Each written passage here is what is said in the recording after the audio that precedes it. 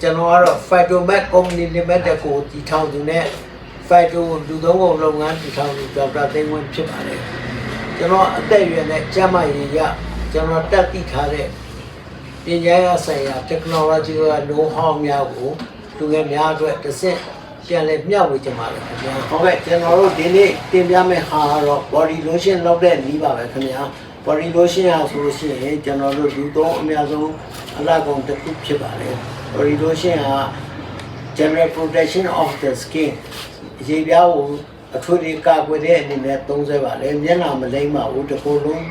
လေဘင်းကအောက်ကိုအကုန်လုံးတစ်ခုလုံးလိမ့်လို့ရပါတယ်အဲ့တော့ body lotion လုပ်တဲ့နေရာမှာကျွန်တော်ရှင်းပြချင်တာလေးကတော့ body lotion ဆိုတော့ one of the immersion ဖြစ်ပါတယ် lotion ဖြစ်တဲ့အတွက်ကြောင့်သူကအရေးတွက်ပါတယ်ကျဲပါတယ်အဲ့ဒီ body lotion လုပ်တဲ့နေရာမှာကျွန်တော်အဓိကလိုအပ်တဲ့အချက်တွေကတော့မနေ့ကဆက်ဆက်တင်ပြပြီးဖြစ်ပါတယ်အဲ့တော့ကျွန်တော်ပါဝင်ပစ္စည်းတွေကိုဒီမှာတင်ပြထားတဲ့အတိုင်းပဲကျွန်တော်ရေမှာပျော်ဝင်နိုင်တဲ့ပစ္စည်းတွေနောက်ပြီးတော့စီမပျော်ဝင်နိုင်တဲ့ပစ္စည်းတွေပဲပါမယ်စီမပျော်ဝင်နိုင်တဲ့ပစ္စည်းတွေကိုခုကျပြမယ်ဆိုတော့ CCTG လို့ခေါ်တဲ့ကျွန်တော်အုံးစီရထွက်တဲ့ grab တစ်မျိုးကိုသုံးပါမယ်နောက်ပြီးတော့ကျွန်တော်တို့ Croda ကိုသုံးပါမယ် CTR 20ကိုသုံးပါမယ် Alasa လို့ခေါ်တဲ့ emulsifier သုံးပါမယ် emulsifier ဒီထဲမှာ3မျိုးဖြစ်ပါတယ် emulsifier နဲ့အတူတူကျွန်တော်တို့အဲ့မှာ CCTG နဲ့ထပ်ပြီးတော့အပူပေးပါမယ်အပူပေးပြီးတော့အပူကြီး60ရောက်တဲ့အချိန်မှာအားလုံးအရေးပြောသွားရင်ကျွန်တော်တို့ကအရေးမှာပျော်တဲ့ဟာတွေကိုရှင်တွေနဲ့ထော်ထားပါမယ်ရှင်တွေနဲ့ဖြော့ပြီးတဲ့အချိန်မှာသူ့ရဲ့အပူကြီး60ဟိုကလည်းအပူကြီး60ရောက်တဲ့အချိန်မှာကျွန်တော်ဒီခွက်တဲကိုထည့်ပြီးတော့လှည့်လိုက်ပါမယ်ပြီးလို့ရှိရင်ကျွန်တော်တို့အပူကြီး40အထိအောက်ရောက်လာပြီဆိုရင်ကျွန်တော်တို့တာရှိခံတဲ့စေထက်ပါမယ် preservative ထက်ပါမယ်ပြီးတော့မှအပူချိန်30ခွန်ရောက်တဲ့အချိန်မှာကျွန်တော်တို့အနက်ထက်ပါမယ်ဒါဆိုရင်ကျွန်တော် body lotion ကိုရပါပြီကျွန်တော်တို့အခု stainless steel ခွက်တယ်ကျွန်တော်တို့စီတွေထက်ပါမယ်ပြီးလို့ရှိရင်အစီမှာပျော့ဝင်နိုင်တဲ့ပစ္စည်းတွေထက်ပါမယ်ဟုတ်ကဲ့ကျွန်တော်တို့ CCTG စထည့်ပါတယ်ဒါလေးအားကပ်ပြီးရင်းနေတယ်ပြီးတော့သူ့နေရာပြတယ်ဟုတ်ကဲ့ဆို C20 ထည့်ပါပြီခင်ဗျာခေါက်ပုံမှန်မှမထည့်โอเค C20 ထည့်ပြီးတော့ Alasa ထည့်ပါမယ်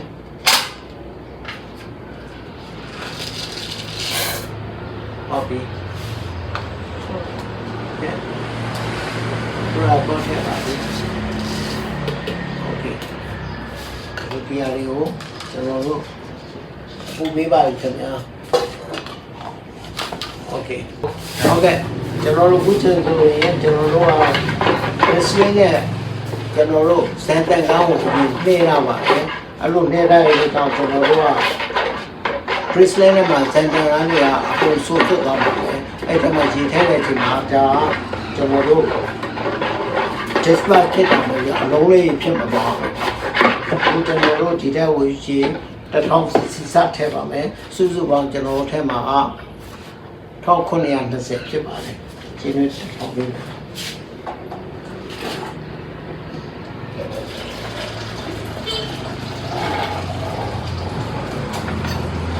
ဘုရားတော်ဝင်တော့အခုရင်ရပ်ပြီးတော့မွေးဒီပြောဝိုင်းပြောတဲ့ထောင်းဆက်က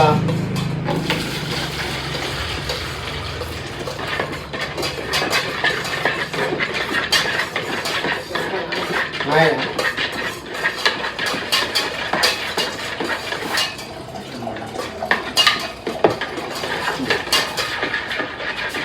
အခုရေမှာပြောင်းနေတယ်အဲဒီတော့လုံးထလာရင်အားထည့်ပြီးထည့်တယ်အခုဇန်နဝါရီနဲ့ Christian ထည့်ပြီးပါပြီကျွန်တော်ဒီထဲကို ETD ထည့်ပါမယ်ဒီ ETD ထည့်ပါ ETD ဟုတ်တယ်နော်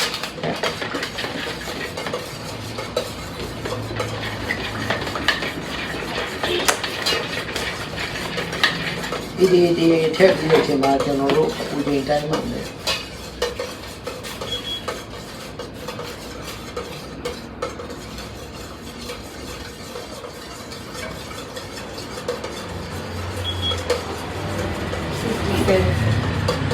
တော် temperature 60ခွန်ရှိပါတယ်အဲ့တော့ဒါ water test ကရပါပြီလေဖြစ်ပါပြီဖြစ်လို့ရှိရင်ကျွန်တော်တို့အကြည့်ပြောတာအဲ့တော့ကျုပ်ဒီဆက်တယ်ကျန်သေးတယ်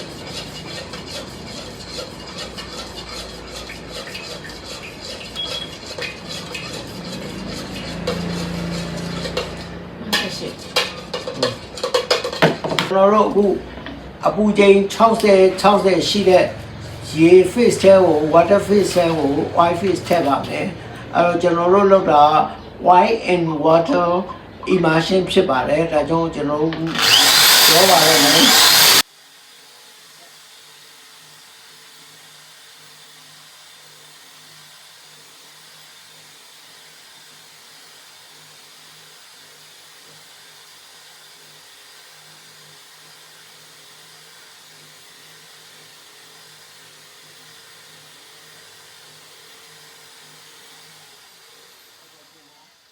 လိုရှင်းကြပါပါပြီခင်ဗျာလိုရှင်းတဲ့ temperature 40 ထိကျွန်တော်စောင့်ပါမယ်40ကျသွားတဲ့အချိန်မှာကျွန်တော်တို့ကအဲ့ဒီဟွာတွေရောပါမယ်အနက်နဲ့ preservative ကိုရောပါမယ်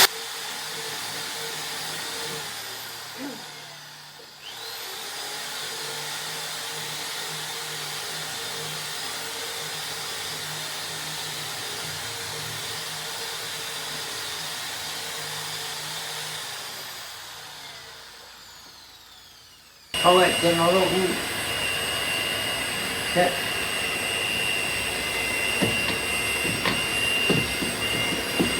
အခုဆိုရင်ကျွန်တော်တို့လိုရှင်းကိုပုံလေးရပါပါပြီကျွန်တော်စိတ်ကြည်နေတဲ့အချိန်ရပါပြီခင်ဗျာ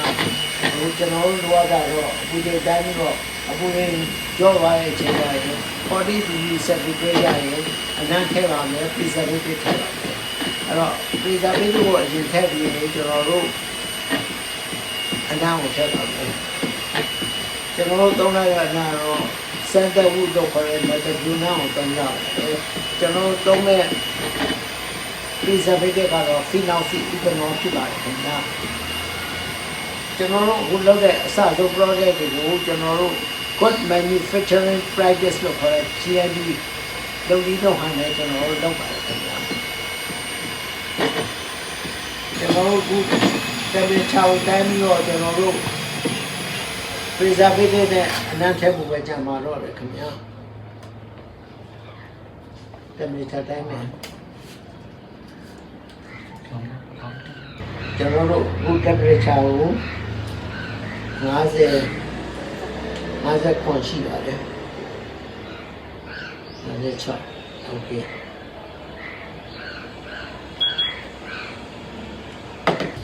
ကျွန်တော်တို့အခုအပူချိန်က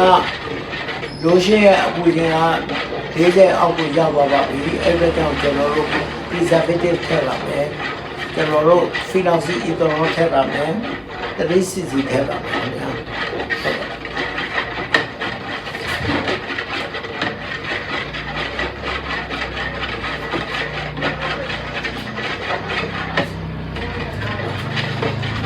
preservative ထည့်ပြီးတဲ့အချိန်မှာကျွန်တော်တို့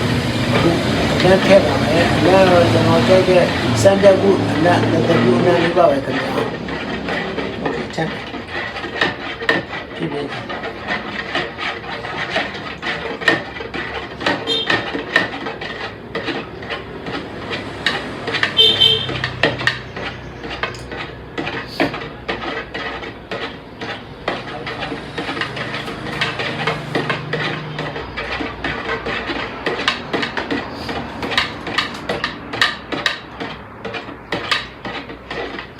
ဟုတ်ကဲ့ကျွန်တော်တို့အခုဆိုလို့ရှိရင်ကျန်တဲ့တင်းတော့နှစ်တမျိုးနာလေးတင်းတော့ body lotion ကိုရရှိပါပြီခင်ဗျာအားလုံးကြည့်ရှုပေးတဲ့အတွက်ကျေးဇူးတင်ပါတယ်ခင်ဗျာ